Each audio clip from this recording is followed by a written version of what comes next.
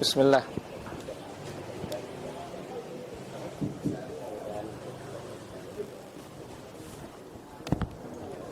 Assalamualaikum warahmatullahi wabarakatuh.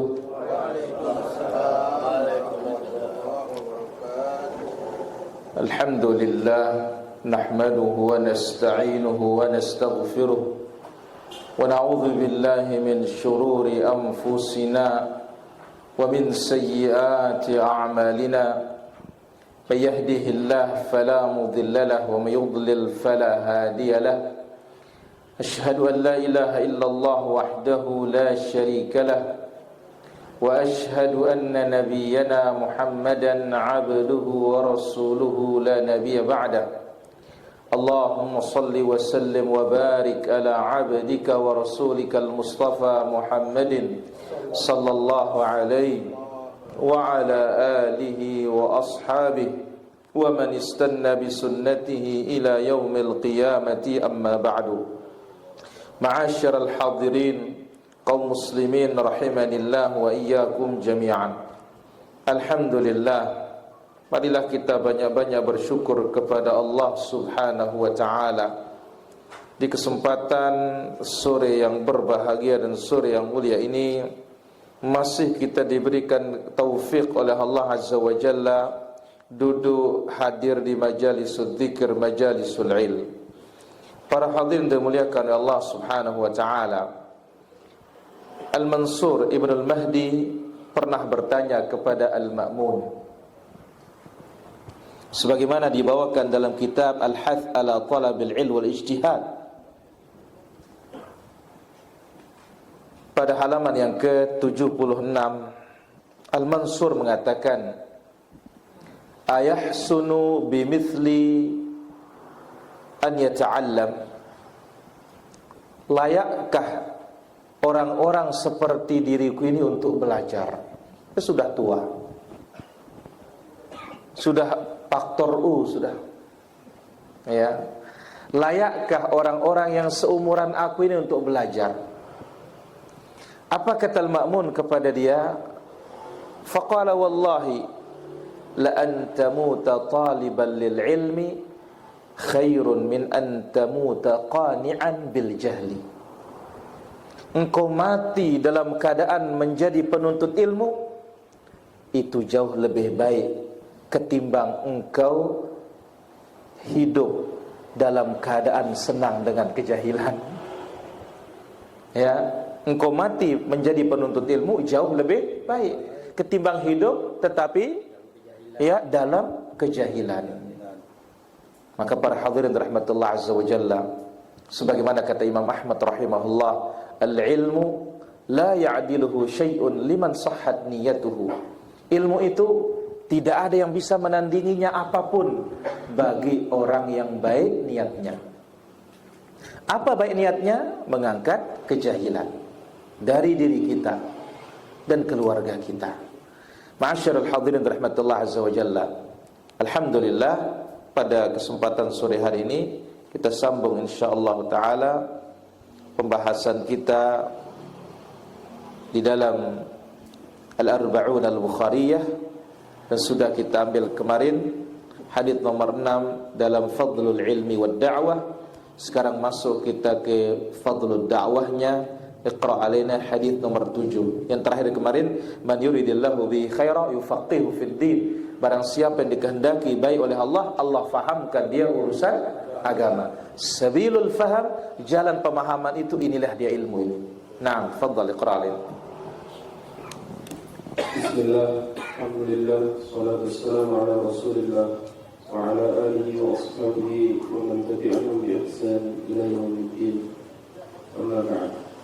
Allahumma ighfir lana wa liwalidina wa limashayikhina wa liustadina wa lilmu'minina wal mu'minat wal muslimina wal muslimat.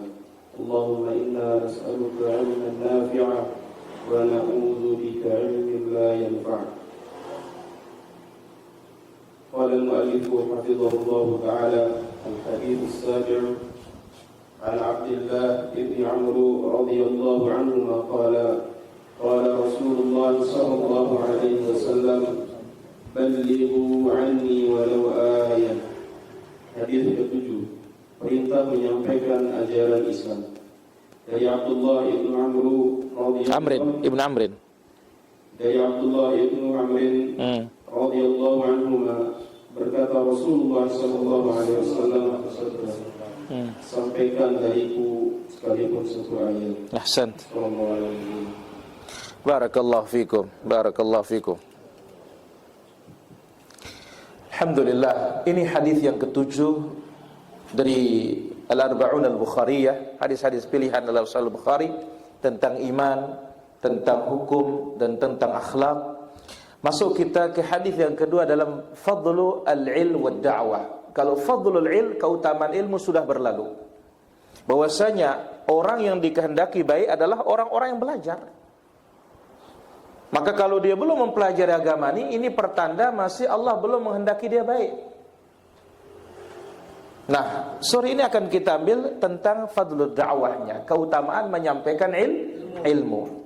Dari hadis Abdullah ibn Amr ibn al-As radhiyallahu anhuma wa ardahuma.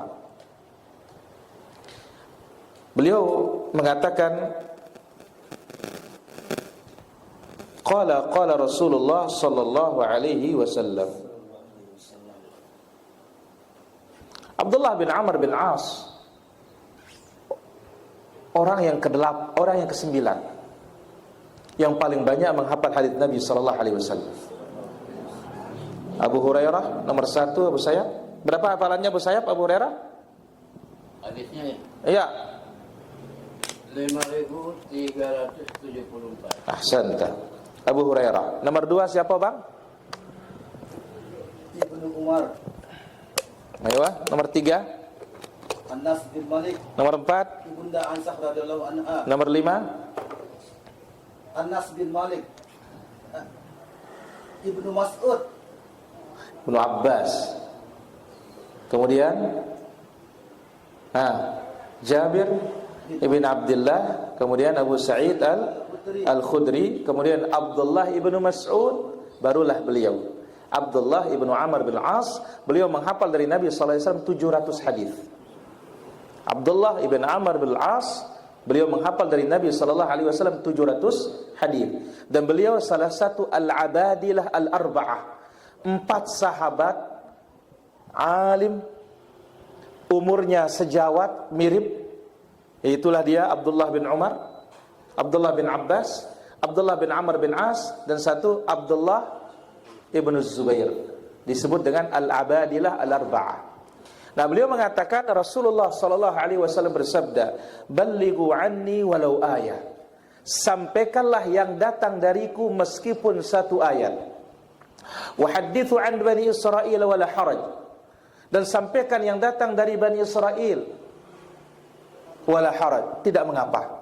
Tidak mengapa kalian menyampaikan yang datang dari Bani Israel. Wa man kadzaba alayya muta'ammidan falyatabawwa maq'adahu minan nar. Dan barang siapa yang berdusta atas namaku dengan sengaja, silahkan ambil tempat di neraka. Ini potongan dari hadis yang lumayan panjang. Yang poinnya pertama, ini yang intinya, ballighu anni walau ayah. Sampaikanlah yang datang dariku meskipun 1 ayat. Maka ini hadis akan berbicara tentang tablighul ilm, menyampaikan apa? Ilmu. Maka para ulama ussalaf mengatakan, la a'lamu darajatan afdala ba'da an-nubuwati min bathil ilm. Aku tidak mengetahui derajat yang paling afdal setelah derajat kenabian selain dari menyebarkan ilmu. Ya. Jadi derajat yang paling utama setelah kenabian adalah apa? Menyebarkan ilmu. Subhanallah. Ini derajat yang paling dahsyat. Ya. Kenapa? Karena mereka adalah penyambung lidahnya para para rasul alaihi wassalatu wassalam. Ya, jadi aku tidak mengetahui derajat yang paling tinggi setelah derajat kenabian selain dari apa? Bathul ilm, menyebarkan ilmu. Tayyib. Hadirin rahmati Allah subhanahu wa ta'ala, ballighu anni walau ayah, sampaikanlah yang datang dariku meskipun satu ayat. Termasuk di dalamnya satu hadis dengan kriteria, dengan syarat-syarat yang akan datang insyaallah ta'ala dalam faedah hadis ini. Insyaallah ta'ala akan kita ambil ada kurang lebih 9 faedah dari hadis ini para jamaah. Mudah-mudahan kita mendapatkan taufik dari Allah subhanahu wa ta'ala. Bagaimana fadilahnya bathul ilm, menyebarkan ilmu. Sebelumnya Al-Imam Ibnul Mubarak rahimahullah ta'ala, sebagaimana dibawakan oleh Imam Ibnu Abdul Bar dalam kitabnya Jami' Bayanil Ilm wa Fadli. Apa kata Al-Imam Ibnu Mubarak? Maratibul ilm, tingkatan-tingkatan ilmu, ya, awwaluha an-niyah. Yang pertama niat, perbaiki niat semua. Setiap kita akan datang ke majelis ilmu, perbaiki niat. Yang kedua al-istima', mendengar dengan yang ketiga al-hifdhu, hafal. Yang keempat al-fahmu, fahami. Yang kelima al-amalu, praktikkan. Yang keenam thumma an-nashru, sebarkan. Ini dia, sebarkan. Maka lihat para hadirin rahmatullah subhanahu wa ta'ala, diibaratkan oleh Nabi sallallahu alaihi wasallam orang yang memahami ilmu agama ini, yang mengamalkannya dan menyebarkannya, diibaratkan oleh Nabi sallallahu alaihi wasallam seperti bumi yang subur, yang menyimpan air, wa ambatatil kala wal ushbal katsir, lalu menumbuhkan rumput yang begitu luas dan banyak, dan orang pun mengambil manfaat. Ini derajat yang paling mulia dari derajatnya para penuntut ilmu. Mereka yang mengambil ilmu, mengamalkannya dan menyebarkannya. Baik, kita ambil faedah yang pertama. Hathat asy-syari'ah al-islamiyah ala tabligh syariat al-Islam. Syariat kita menganjurkan untuk menyampaikan syariat yang datang dari Rasulullah sallallahu alaihi wasallam. Wa dzalika ala hasabil istita'ah, dan itu tergantung pada kemampuan masing-masing. Jadi agama kita menganjurkan untuk menyampaikan syariat ini. Tabligh ma ja'a bihi Rasul sallallahu alaihi wasallam, menyampaikan yang datang dari Rasulullah sallallahu alaihi wasallam. Ala hasabil istita'ah, sesuai dengan kemampuan kita. Kemudian di samping itu, wa bi syarti taharris sihhah, dan dengan syarat harus memperhatikan kesahihannya, memperhatikan kebenarannya yang datang dari Rasulullah sallallahu alaihi wasallam, wasidq, dan kejujuran, fima yubalaghu 'anillah wa rasulih, dalam menyampaikan apa yang datang dari Allah dan yang datang dari Rasulullah sallallahu alaihi wasallam. Jadi poin yang pertama ini para hadirin rahmatullah azza wa jalla, syariat Islam ya memerintahkan kita, menganjurkan kita sampaikan yang datang dari Rasul sallallahu alaihi wasallam sesuai dengan kemampuan. Wa taharris sihhah, dan memperhatikan kesahihannya. Di samping itu apa? Wasidq, jujur dalam menyampaikan. Kalau dalam bahasa perkuliahan, bahasa para ulama kita, al-amanah al-ilmiyah. Ya, harus kita itu punya amanat dalam menyampaikan. Tidak boleh ada yang disembunyikan. Jangan dipotong-potong. Ya, wa taharris sidq. Ya, fima yuballagu 'anillah wa rasulih, dalam perkara-perkara yang kita sampaikan dari Allah dan perkara-perkara yang kita sampaikan dari Rasulullah sallallahu alaihi wasallam. Nah, ini dia. Karena dengan cara seperti ini para hadirin rahmatullah azza wajalla, syariat itu cepat menyebar. Jadi orang tidak akan berbicara ingin menyelamatkan dirinya sendiri saja, tidak. Tapi juga menyelamatkan orang lain. Dan yang paling utama diselamatkan keluarga kita. Qu anfusakum wa ahlikum nara. Jaga diri kalian, keluarga kalian dari api neraka. Bagaimana? Allimuhum wa addibuhum. Ajar mereka, bimbing mereka, didik mereka. Nah, kalau kita tidak punya ilmu, bagaimana kita akan mendidik? Ini pun yang pertama para hadirin rahmatullah azza wajalla. Yang kedua, al-wa'idus syadid ala al-kadhibi ala Allah wa ala rasulih sallallahu alaihi wasallam. Hadis ini ya secara tidak langsung menjelaskan kepada kita apa? Ancaman keras bagi orang-orang yang berdusta atas nama Allah dan atas nama Rasulullah sallallahu alaihi wasallam. Ancaman keras bagi orang-orang yang berdusta atas nama Allah dan atas nama Rasulullah sallallahu alaihi wasallam. Kenapa? Karena akan berbicara tentang agama. Maka berbicara tentang agama berarti kita berbicara tentang Allah.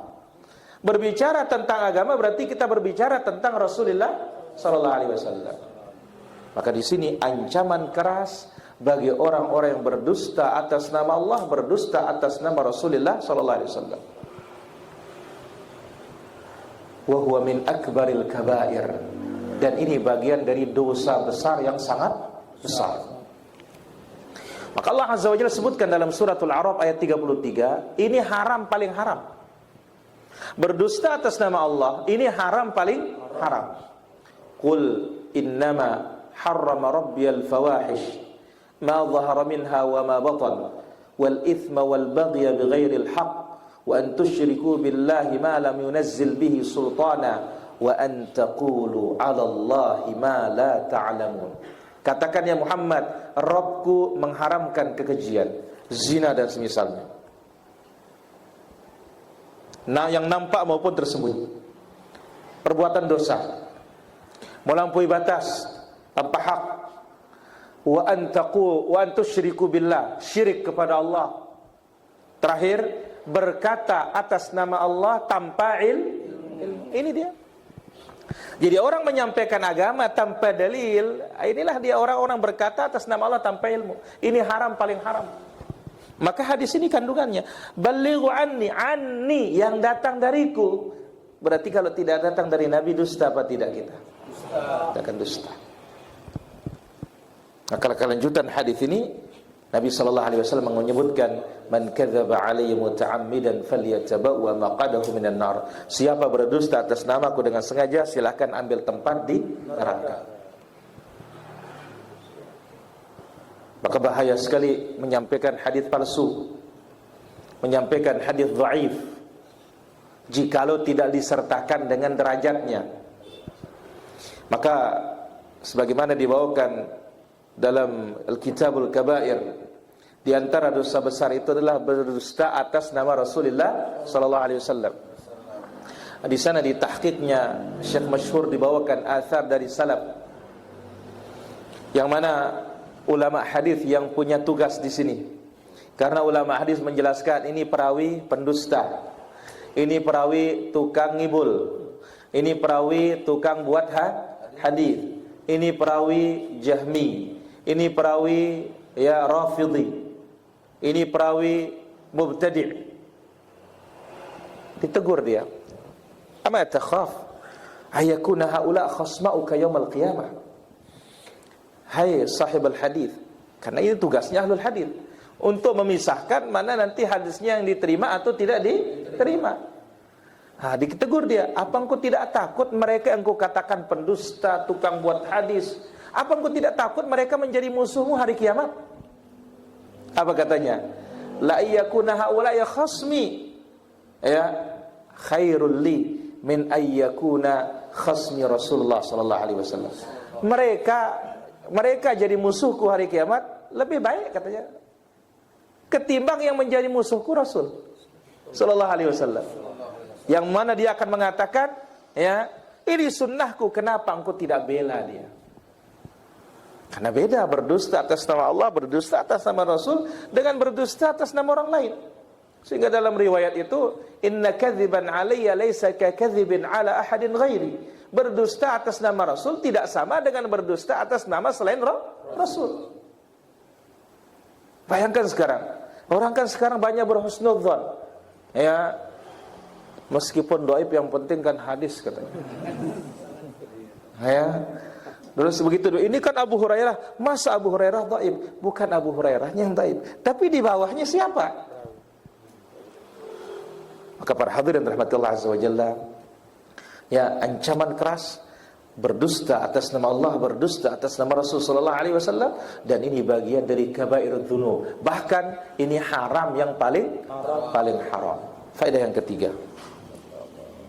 Maka oleh karena itu para jamaah, mungkin kita mengatakan, loh, bukankah di Abu Dawud ada hadis dhaif?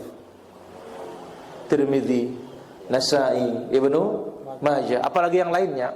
Kalau Bukhari Muslim mutlak sahih. Karena mereka mensyaratkan dalam penulisan kitabnya harus sahih. Ingat loh para jamaah, ya, kitabnya Imam Al-Bukhari rahimahullah taala diintiqa dari 600.000 hadis.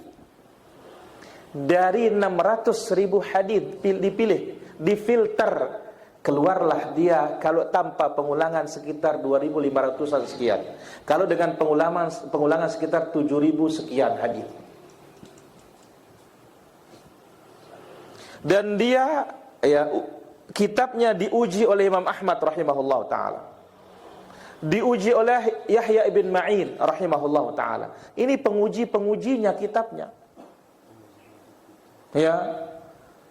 Maka tulisan Imam Al-Bukhari rahimahullah taala, inilah dia latar belakang orang menyusun disertasi, ya, menyusun tesis. Nah, para hadirin rahmatullah azza wajalla, bagaimana kitab Abu Dawud, Tirmidzi, Nasa'i, Ibnu Majah? Mereka tidak mensyaratkan kitab hadisnya sahih. Kemudian mereka sudah membawakan sanad. Maka para ulama kita mengatakan man asnada faqad bari. Siapa yang sudah membawakan sanad sudah berlepas diri. Tugas orang belakangan mencari tahu sahih atau tidaknya. Yang bahaya itu kita mengatakan qala Rasulullah, enggak ada sanadnya, kita yang buat-buat. Maka ini namanya tukang palsu yang seperti ini. Faedah nomor 3.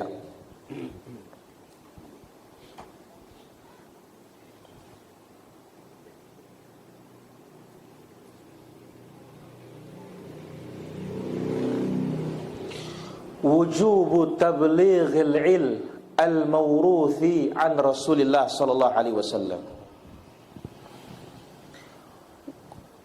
Kewajiban menyampaikan ilmu yang diwariskan oleh Rasulullah sallallahu alaihi wasallam, walau jumlatan, meskipun itu satu masalah,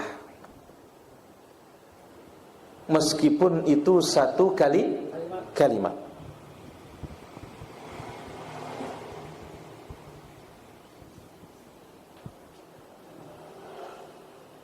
Wa anna mar'a, dan seseorang yujazi ala dzalika bi afdali jaza, dan seseorang akan dibalas dengan sebab menyampaikan hadis itu dengan balasan yang sangat mulia. Maka hadis ini, ya, memotivasi kita sampaikan yang diwariskan oleh Rasulullah sallallahu alaihi wasallam. Meskipun hanya satu masalah. Dan seorang akan dibalas oleh Allah dengan balasan yang paling utama. Apa kata Nabi sallallahu alaihi wasallam? Liyuballighash syahida minkumul ghaib. Yang hadir hendaklah menyampaikan kepada yang tidak hadir. Lihat semangatnya Nabi sallallahu alaihi wasallam. Yang hadir menyampaikan kepada yang tidak hadir. Kemudian apa kata Nabi sallallahu alaihi wasallam? Nadharallahu mar'an sami'a maqalati. Allah menjadikan wajah seseorang bersinar, berseri-seri. Siapa itu? Yang orang-orang mendengarkan hadisku. Fawa'aha, dia hafal. Thumma addaha kama sami'aha. Kemudian dia sampaikan sebagaimana dia mendengarkannya. Maka hadis ini anjuran. Sampaikan warisannya Rasulullah sallallahu alaihi wasallam. Jadi apa yang kita ketahui itu yang kita sampaikan. Kalau skala besar kita menyampaikan, maka ini tugasnya orang berilmu. Itu sebabnya faedah nomor 1, ala hasabil istita'ah, tergantung kemampuan kita. Ya paling tidaklah pertama kali siapa? Istri dan anak kita. Itu sudah. Ya, karena itu kewajiban utama, istri dan anak. Kalau kita diri kita sendiri, ini kewajiban utama. Maka para ulama kita ketika menafsirkan ayat wal 'ashri innal insana lafi khusr illa alladhina amanu wa 'amilus shalihat wa tawassaw bil haqq wa tawassaw bis sabr. Orang yang tidak merugi adalah kamilun fi nafsihi, seorang yang sempurna pada dirinya. Apa itu? Amanu wa 'amilus shalihat. Ini standar sudah. Ya, tapi yang paling hebat wa mukammilun li ghairihi, menyempurnakan orang lain. Wa tawassaw bil haqqi wa tawassaw bis sabr. Saling mengingatkan kebaikan dan sabar di atas kebaikan itu. Ini namanya kita menyempurnakan orang lain. Tapi untuk diri kita sendiri, amanu wa amilus salihat. Dari mana kita amanu wa amilus salihat? Ya harus kita belajar ilmu yang diwariskan oleh Rasulullah sallallahu alaihi wasallam.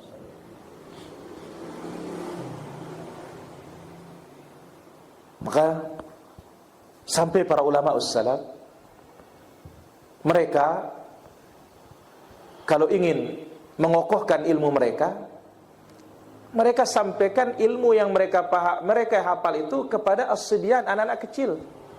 Sebagaimana dibawakan Imam Ibn Abdul Bar, demikian juga dibawakan oleh Imam Al-Khatib Al-Baghdadi rahimahullah ta'ala. Dia sampaikan meskipun anak-anak kecil itu tidak paham. Kenapa? Karena sebagaimana kata Imam Al-Hasan Al-Basri, haula as-sibyan yahfazuna 'alaika dinak. Nanti anak-anak kecil itu yang akan menjagakan engkau agamamu. Kenapa? Karena mereka menghafal. Sampai seperti ini caranya para ulama ussalaf dalam menyampaikan warisan-warisannya Rasulullah sallallahu alaihi wasallam. Faedah yang ketiga. Yang keempat. Wujubu talabil ilmi liyatamakkana al-mar'u min tablighi syariatillah. Kewajiban menuntut ilmu. Wujub talabil ilm, kewajiban menuntut ilmu asy-syar'i. Liyatamakkana al-mar'u min tablighi dinillah, agar seseorang itu mampu untuk menyampaikan agama Allah.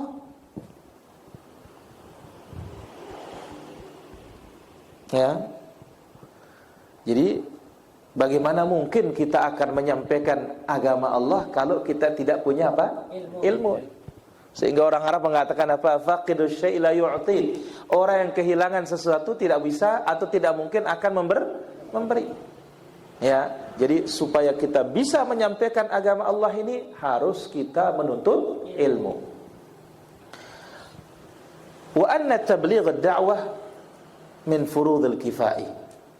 Menyampaikan dakwah ini adalah fardu kifayah.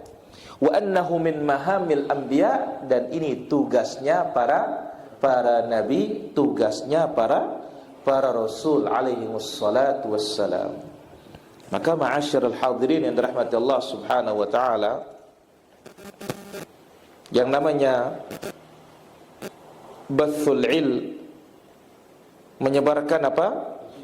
Ilmu, Ini adalah pekerjaan yang paling mulia. Bagaimana tidak, dalam Sahih Muslim Nabi SAW menyebutkan, man da'a ilal huda, siapa yang mengajak kepada hidayah, wa khairul huda huda Muhammadin sallallahu alaihi wasallam, sebaik-baik petunjuknya siapa? Rasul sallallahu alaihi wasallam. Maka siapa mengajak manusia kepada sunnahnya Nabi sallallahu alaihi wasallam, ya, falahu mithlu ajrihi, falahu mithlu ajrihi, maka dia mendapatkan pahala seperti pahala orang yang mengamalkan petunjuk tersebut, min ghairi ayyan qusa min ujurihim syai'a, tanpa mengurangi pahala mereka yang mengamalkan itu sedikit pun. Tapi yang bahaya sebaliknya, wa man da'a ila dhalalah, siapa yang mengajak kepada kesesatan. Nah, ini bahaya nih. Wa kullu bid'atin dhalalah wa kullu dhalalatin finnar. Yang mengajak kepada bid'ah ini bahaya, mengajak kepada syirik ini bahaya, mengajak kepada maksiat dan dosa ini bahaya. Kana lahu minal itsm, ya, atau man da'a ila dhalalah, ya, falahu wizruha wa wizru man 'amila biha, maka baginya dosa dan dosa dari orang-orang mengikuti ajaran yang menyimpang tersebut, tanpa mengurangi dosa pengikutnya sedikit pun sampai hari kiamat. Jadi kalau ada pahala jariah, ada pula dosa jariah yang terus mengalir. Nasallallahu alaihi wasallam wal afiyah.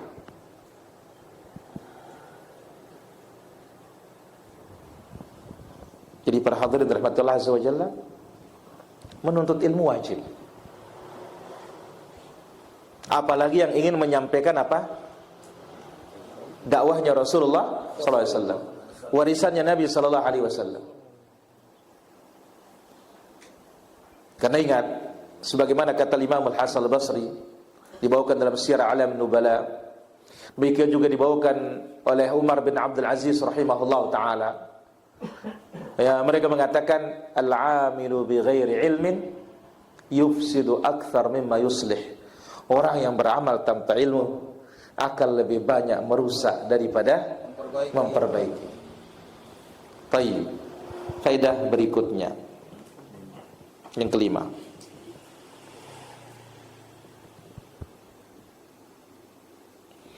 ad-da'watu ila Allah, mengajak kepada agama Allah azza wa jalla.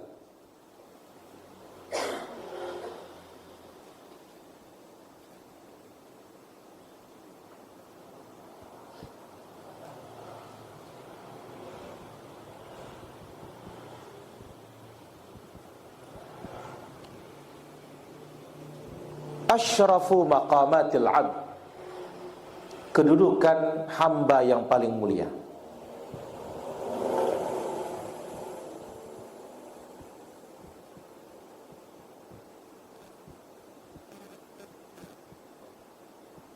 Sekali lagi, ad-da'watu ilallah asyrafu maqamatil 'abd, mengajak kepada agama Allah azza wa jalla adalah kedudukan hamba yang paling mulia.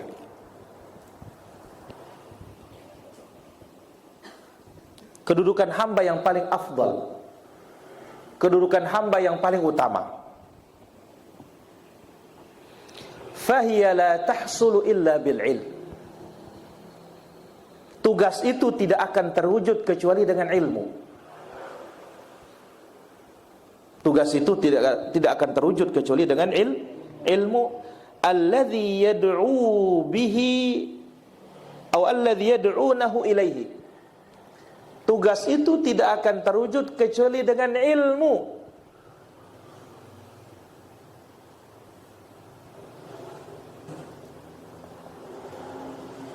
Yang dia gunakan untuk mengajak manusia kepadanya. Maka Imam Ibnu Utsaimin rahimahullah ta'ala mengatakan apa? Ketika orang berdakwah, semangat berdakwah tapi enggak punya ilmu, apa kata beliau? فَكَيْفَ يَكُونُ دَلِيلًا إِلَى الشَّرِيعَةِ وَهُوَ لَا يَعْرِفُ الشَّرِيعَةِ. Bagaimana dia akan menunjuki orang kepada agama Allah sementara dia sendiri tidak tahu agama Allah azza wa jalla? Maka di sini pentingnya apa? Masing-masing sesuai dengan Kemampuan. Ada yang kemampuannya buat pamflet, ya sudah dia bawa pamflet aja sudah. Jangan dia bawa dalil kalau tidak tahu dalil nanti. Yang tugasnya ya tukang syuting, ya sudah dia syuting.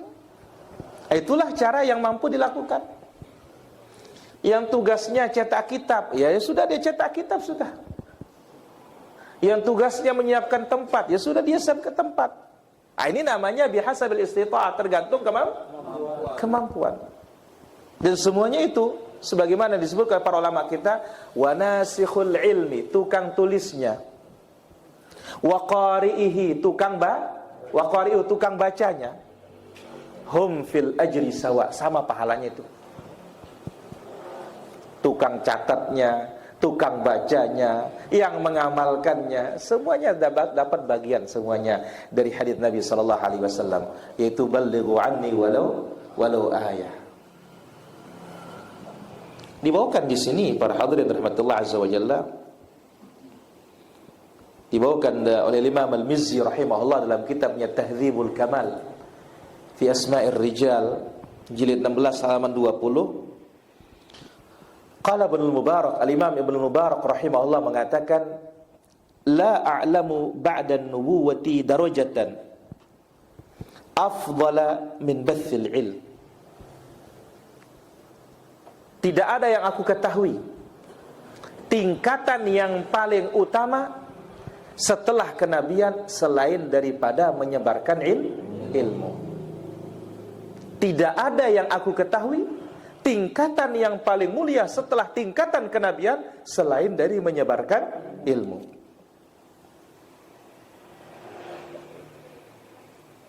Al-Imam Ibnu Jauzi menyebutkan dalam kitabnya Tadhkirah pada halaman yang ke-55, beliau mengatakan, man ahabba alla yanqati'a amaluhu ba'da mautihi falyanshuril ilm.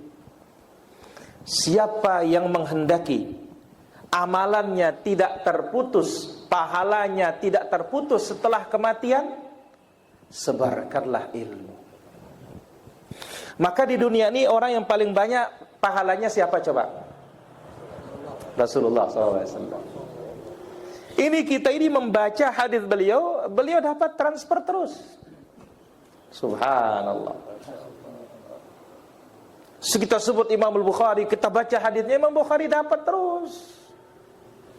Maka sampai dikatakan oleh para ulama salaf, mata khuzzanul amwal wa hum ahya. Orang-orang menyimpan harta begitu meninggal selesai. Tapi mereka orang meninggalkan ilmu ini mereka hidup. Mereka apa? Hidup. Rahimahullah. Qala Al-Bukhari rahimahullah. Qala Imam Syafi'i rahimahullah. Qala Abdullah bin Mas'ud radhiyallahu anhu, qala Rasulullah sallallahu alaihi wasallam. Seolah-olah mereka hidup sudah. Kemudian juga dibawakan oleh Imam Ibnu Qayyim rahimahullah taala dalam kitabnya Madarijus Salikin pada jilid kedua halaman 281, ketika berbicara tentang al-jud, pemurah, dermawan. Apa kata beliau? Al-judu bil ilmi wa bathuhu aw badluhu wa huwa min a'la maratibil jud. Dermawan dengan cara menyebarkan ilmu, dengan cara menyampaikan ilmu, ini adalah kedermawanan paling hebat. Dermawan dengan harta itu bagus. Apalagi dia dermawan dalam menyebarkan ilmu dengan cara-cara yang kita sebutkan tadi. Maka Ibnu Qayyim rahimahullah ta'ala mengatakan, dermawan dalam menyebarkan ilmu atau menyebarkan ilmu adalah tingkat kedermawanan paling tinggi. Kenapa? Ya, al-judu bihi afdal min al-jud bil mal. Kenapa demikian? Li'anna al-ilma asyrafu minal mal, karena ilmu lebih mulia dari harta. Maka dermawan dengan harta, dengan ilmu ini kedermawanan paling afdal. Tidak lebih afdal dari itu. Kemudian faedah berikutnya, ad-da'watu ila Allah wazifatul mursalin wa atba'ihim. Berdakwah kepada agama Allah Azza wa Jalla, ini tugasnya para rasul dan pengikut para rasul. Tugasnya para rasul dan pengikut para rasul. Sekarang kita ikut siapa? Rasulullah. Ikut Rasul sallallahu alaihi wasallam. Maka mengajak kepada agama Allah ini tugasnya rasul dan pengikutnya rasul.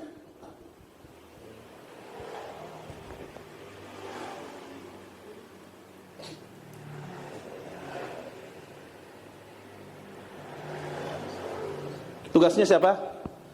Rasul dan pengikut para rasul. Wa hum khulafa'ur rusul fi umamihim. Maka para ulama, mereka adalah wal ulama khulafa'ur rusul fi umamihim. Mereka lah menjadi wakil-wakil rasul di tengah kaum mereka.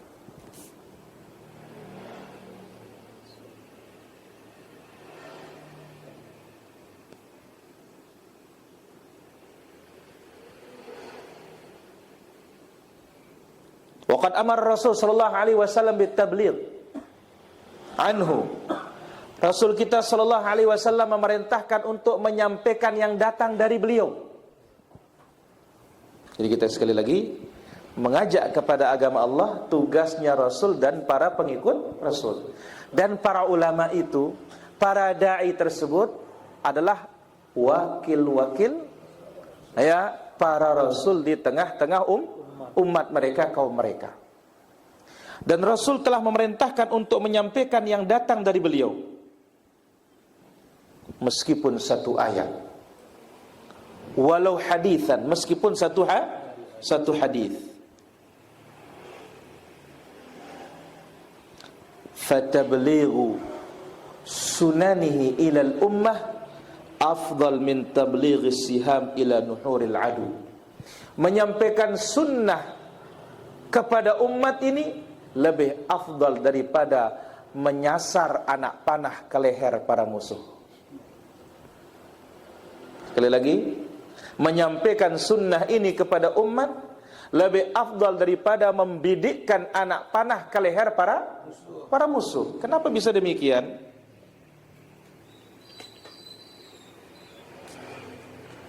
Lianna dzalika yaf'aluhu katsirun minan nas. Membidikkan anak panah ke leher musuh banyak orang bisa. Wa amma tablighus sunan, adapun menyampaikan sunnah, la yaqumu bihi illa, tidak ada yang bisa melaksanakannya kecuali warathatul anbiya, pewarisnya para nabi, wa khulafa'uhu, khalifah penggantinya para nabi. Subhanallah. Ini jauh lebih afdal para jamaah.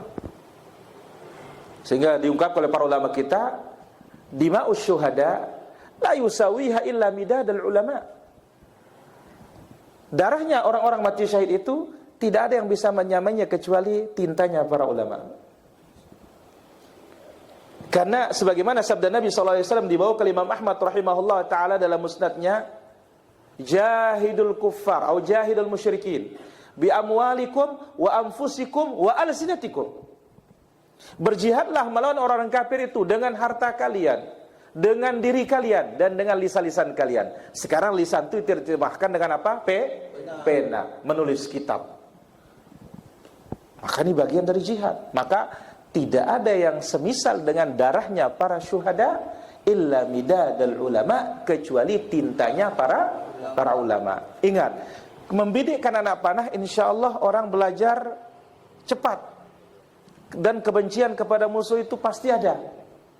Tapi menyampaikan sunnah enggak semua orang. Karena kebanyakan yang menyampaikan bid'ah. Maka itu sebabnya ini sangat afdal, sangat utama ya, menyampaikan apa yang datang dari Allah dan yang datang dari Rasulullah sallallahu alaihi wasallam. Dan ini bagian dari apa? Jihad. Bagian dari al-jihadu fi sabilillah. Faedah berikutnya,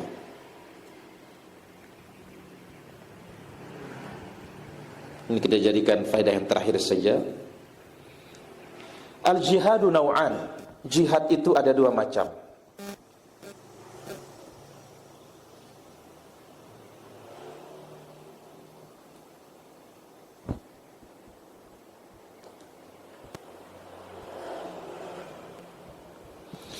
Yang pertama, jihadul yadi wassinan. Jihad dengan tangan dan tombak.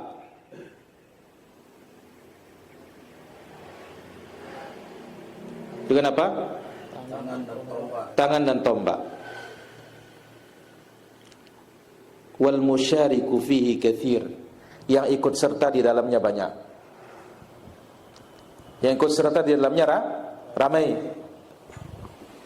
Yang kedua, jihadun bil hujjati wal bayan. Jihad dengan dalil dan penjelasan. Wa huwa jihadul khassah min atba'ir rusul wa jihadul a'immah. Ini jihad orang-orang tertentu, jihadnya para rasul dan jihadnya para ulama. Ini dua macam jihad ini. Ya, dan ini disebutkan juga ulal quwwatain, kekuatan yang paling utama. Kekuatan apa? Ilmu dan hujjah. Yang kedua barulah kekuatan apa? Senjata dan tangan. Jadi jihad dua macam. Pertama jihad apa tadi? Jihad dengan tangan dan tombak. Inilah yang ikut serta banyak. Ya, ketika pemimpin mengatakan wajib berangkat, berangkat sudah. Tapi yang kedua ini jihad bil hujjah, dengan dalil, penjelasan qala Allah wa qala Rasulullah sallallahu alaihi wasallam wa qala sahabah. Ini jihadnya siapa ini? Jihad orang-orang tertentu, para rasul, para pengikut para rasul alaihi wassalatu wassalam dari kalangan umat, imam. Wa huwa afdalul jihadain. Jihad yang kedua ini yang paling afdal. Kenapa? Li'idhami manfaatihi, karena manfaatnya begitu luas, besar. Wa syiddati mu'natihi, karena bebannya begitu besar. Wa kathrati a'daihi, musuhnya banyak. Musuhnya apa? Banyak.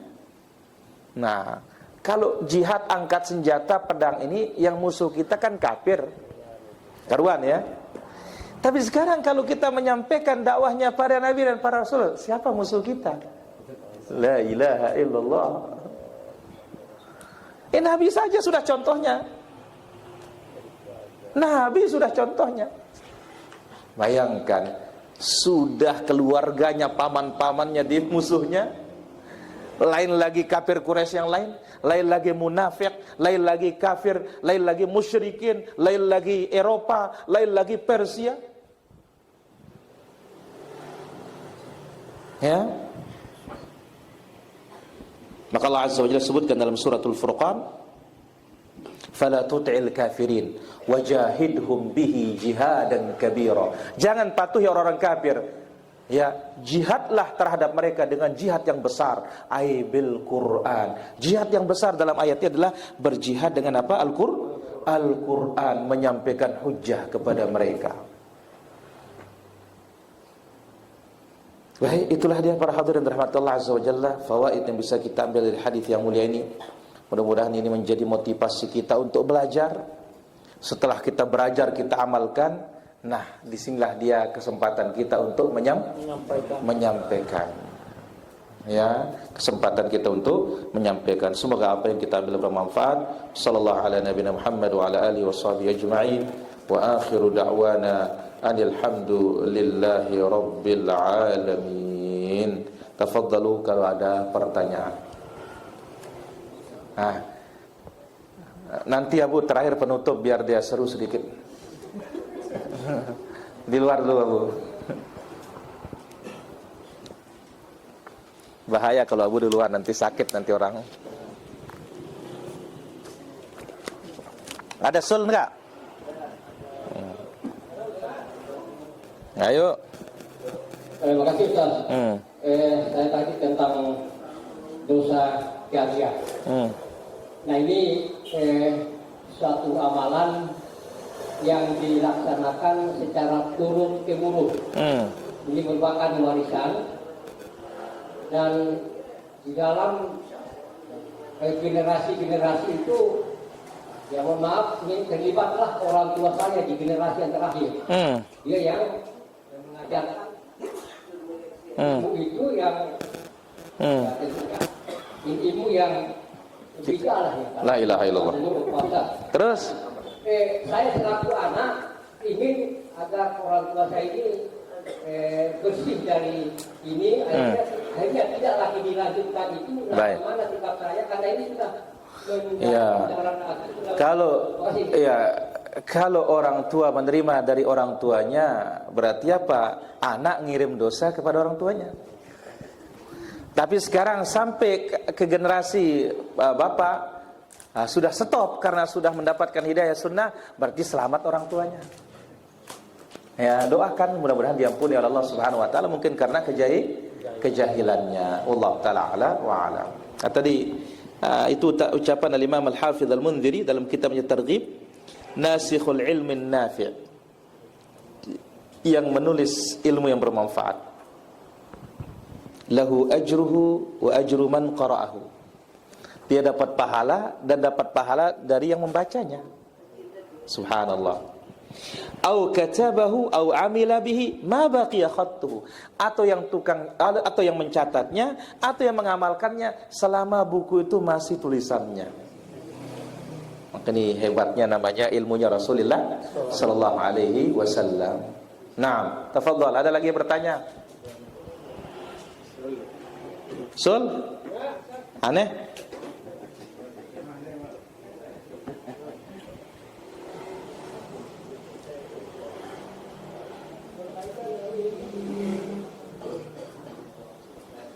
Berkaitan dengan ilmu yang dibahas tadi Ustaz, tapi agak keluar dari konteks pertanyaan saya ini. La ilallah.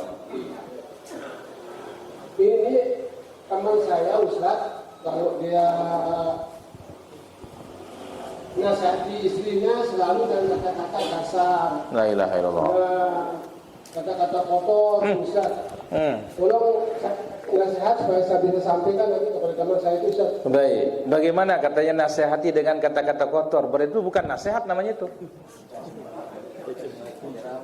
Bukan nasihat namanya. Nabi alaihi salatu wassalam menyebutkan sebagaimana dalam hadis yang sahih, istausu bin nisa'i khaira. Kasih perempuan itu nasihat dengan baik. Fa innahunna khuliqna min dhila', karena mereka diciptakan dari tulang rusuk yang bengkok. Wa a'waja ma fi dhil'i, a'la, yang paling bengkok itu paling atas. In dhahabta tuqimahu kasartahu, kalau engkau bersikap ingin meluruskan, langsung diluruskan, patah talak. Wa in istamta'ta biha ala iwaj, tapi jika engkau menikmati dengan kebengkokannya. Berarti apa? Laki-laki harus sabar. Maka sampai diungkap oleh para ulama kita, ya, laisa husnul khuluqi kafful adza anha. Bukanlah akhlak yang mulia terhadap istri itu kita tidak menyakitinya, bukan itu saja. Tetapi akhlak mulia terhadap istri itu wahtimalul adza minha. Kita harus sabar terhadap dirinya yang bengkok. Satu. Yang kedua, Nabi alaihi salatu wasallam menyebutkan sebagaimana dalam hadis Al-Bukhari, ketika ada salah seorang sahabat yasuqul ibil, dia tukang giring unta. Unta ini ya harus dibawakan syair supaya semakin kencang larinya. Nah, pada suatu ketika, kalau nggak salah perang Tabuk atau perang apa, salah seorang sahabat ini ya dia mulai menyenandungkan syairnya, maka unta ini larinya luar biasa. Langsung Nabi mengatakan, rifqan bil qawarir, hai fulan, ya, berlemah lembutlah kalian terhadap gelas-gelas kaca ini, katanya. Bayangkan para jamaah, untuk jalannya kendaraan saja kalau wanita yang ditumpangi maka disuruh pelan, harus bersikap lembut. Apalagi perkataan itu lebih mengerikan daripada sikap, daripada apa? Gerakan. Disuruh lembut oleh Nabi SAW. Dan betul ini para jamaah, perempuan tidak bisa diajak ngebut. Wah, kalau ngebut jantungan dia. Nah, sudah tabiat seperti itu, sampai seperti Nabi SAW. Apalagi dengan kalimah. Dan Nabi SAW menyebutkan apa? Atau sebelumnya Al-Quran, ud'u ila sabil rabbika bil hikmah. Ya, ajak manusia kepada jalan Rabbmu dengan hikmah. Apa hikmah? Kata Imam Ibnu Qayyim, qaulul haq, berkata yang benar pada waktu yang tepat dengan cara yang tepat. Itu namanya hikmah. Ya, sekarang kita ingin menasihati. Dan apa makna nasihat? Iradatul khair lil mansuhilah, menginginkan kebaikan bagi yang diberikan nasihat. Apa kata Allah kepada Nabi Allah Musa dan Nabi Harun? Idhaba ila fir'aun faqula lahu qawlan layyina la'allahu yatadhakkar wa yakhsha. Pergilah kalian berdua kepada Fir'aun, katakan dengan kata-kata yang lembut. Apa istri kita lebih kafir dari Fir'aun? Fir'aun saja yang kafir disuruh apa? Lembut, apalagi istri, teman hidup kita. Wallahu ta'ala a'la wa a'lam. Baik, ada lagi? Ada lagi? Silakan. Terkait kurban ya, rencana atau wacana pemerintah sekarang ini kelihatannya ingin binatang kurban itu disembelih di negara masing-masing atau daerah masing-masing. Kalau korban sih tidak ada masalah. Mungkin antum salah baca itu. Ini maksud tuh damnya.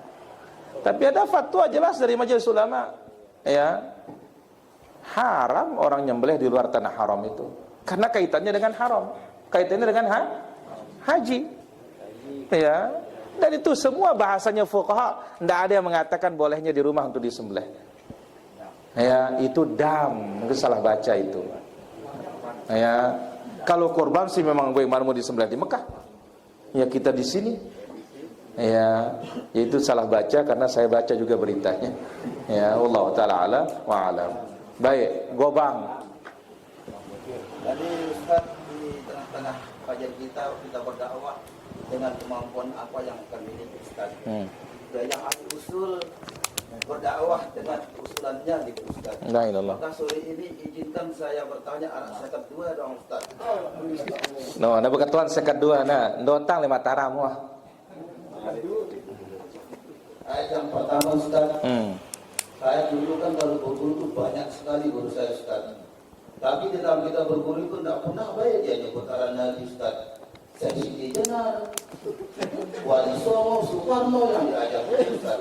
Kalau ada guru saya juga tidak bisa baca, tidak bisa nulis. Kok jadi guru pintar ngartikan kitab Ustaz? Dalam kitab perasaan diri Ustaz.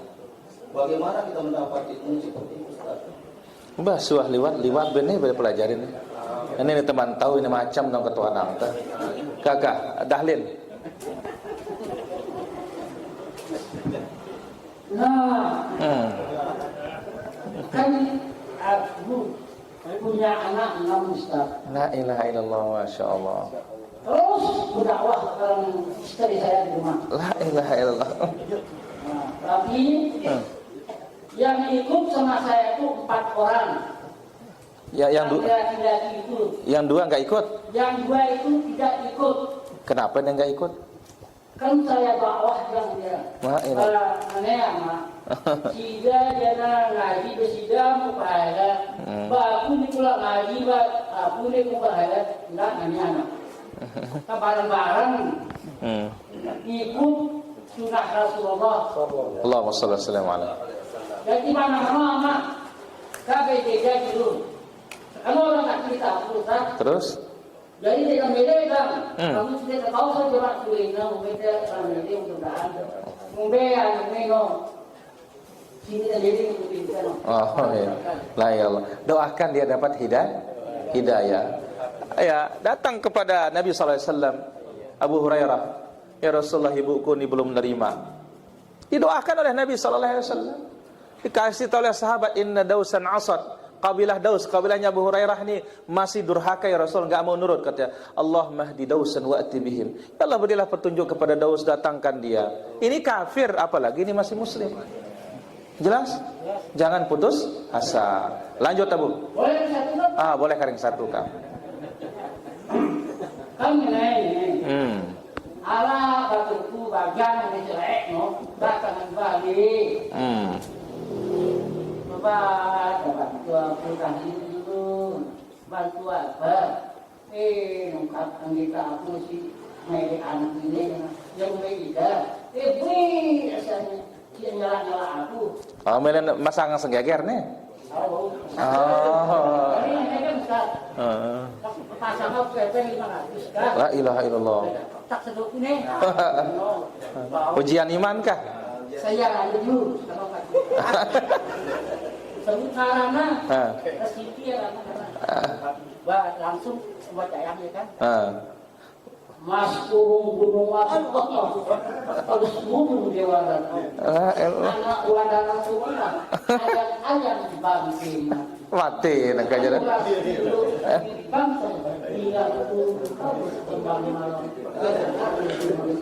Nah ini tuh si bajang ini tak. Pertama, ndene doa baca ndene. Iya rana lelaka. Bentenu sedih naik na bertemu na bersai. Ya salahlah kita. Kenapa? Menjadikan yang bukan sebab menjadi sebab. Kemudian di samping itu Nabi sudah menyebutkan, ya, wati walah syirkun. Guna-guna ini kesyirikan. Ya ranahu al-hubbu tamna fad-dukanu bertindak. Cinta ditolak, dukun bertindak. Jadi dahlin jadi dukun dadakan ini. Dan ingat ya, yang uang 500 itu hukumnya haram. Dan itu dikatakan hulwanul kahin. Ya, upahnya para dukun.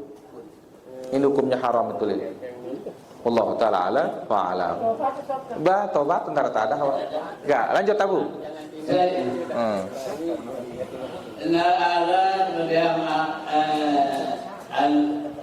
Anak-anak perempuan ini. Dari orang laki niki anaknya 2 perempuan. Terus? Nah dari Saleh anaknya 2 niki. Oh, Saleh anaknya? Saleh. Oh. Nah mau kira nanya ibunya atau orang lakinya dalam api neraka. Astagfirullah. Maksudnya bisa nggak bapaknya disepaat gitu dibantu oleh anaknya? Oh, jangan diiring dimasuk neraka. Ini baya-baya doang. Oh iya.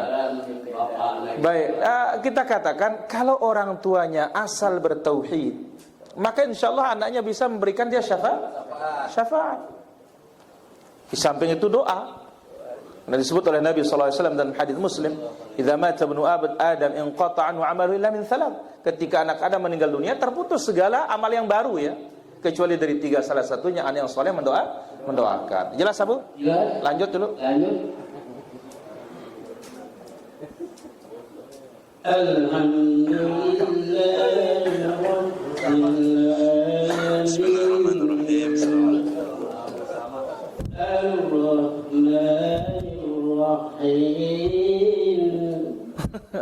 Masya Allah.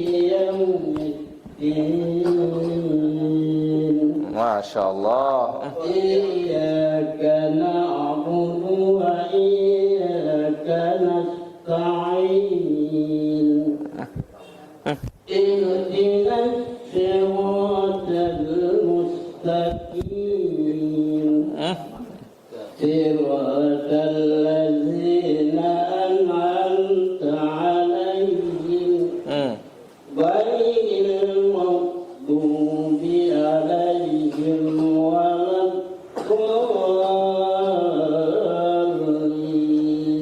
Ya salam. Apa ceritanya nih Abu terus? Yang pertanyaan ini segala puji bagi Allah. Allahu Akbar. Tuhan semesta alam. Apa pertanyaannya? Kalau dia jalan yang lurus. Nah, terus? Nah, lurus beriman, lurus kelakuannya. Apa pertanyaan ini masih sarah ini Mas ini? Nah, pertanyaannya niki kuniki maksud ayat niki Oh, apa maksud ayat ini? Tadi dijelaskan kita ihdinas siratal mustaqim, tunjuki jalan lurus, iman yang lurus katanya. Nah, maksud dari ayat ini intinya adalah siratal mustaqim adalah itu jalannya para nabi, siddiqin, syuhada, as-salihun. Intinya dua, jama'u bainal ilmi wal amal. Mereka yang mengumpulkan antara ilmu dan amal. Jelas Abu? jelas. Ya wah kah. Cukup sudah para jemaah.